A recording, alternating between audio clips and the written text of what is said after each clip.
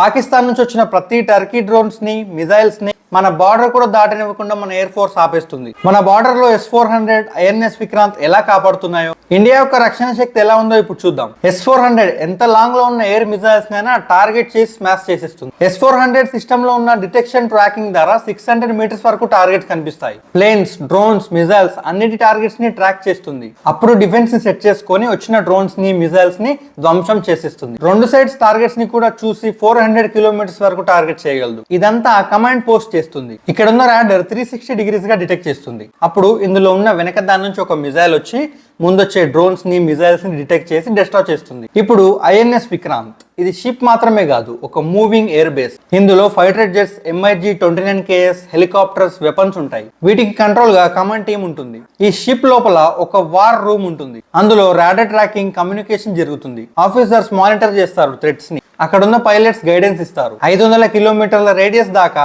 INS Vikrant detect చేస్తుంది. Ski jump Ryan ద్వారా అందులో ఉన్న ఫైటర్ జెట్స్ కొన్ని సెకండ్స్ లోనే టేక్ ఆఫ్ అవుతాయి. అవి రిటర్న్ అయినప్పుడు అరెస్ట్ వైర్ సహాయపడతాయి. ఇందులో ఉన్న మిజైల్ సిస్టమ్ ఎనిమీ ప్లేన్స్ ని డిటెక్ట్ చేసి లాంచ్ చేస్తుంది. ఇలా రెస్పాన్స్ అయి INS విక్రాంత్ కాపాడుతుంది. ఈ మిజైల్ సిస్టమ్స్, ఈ ఫైటర్ జెట్స్, ఈ వార్ షిప్స్ ఇవన్నీ మన దేశాన్ని సేఫ్ గా ఉంచుతున్నాయి. ఎయిర్ లో, ఓషన్స్ లో, బార్డర్స్ లో అఫెండిక్ అయినా డిఫెండిక్ అయినా సిద్ధం. నువ్వు ఫాలో ఇంకా సబ్స్క్రైబ్ చేయి. మన చరిత్ర గురించి మాట్లాడదాం ప్రతి ఒక్కరికి అర్థమయ్యే విధంగా.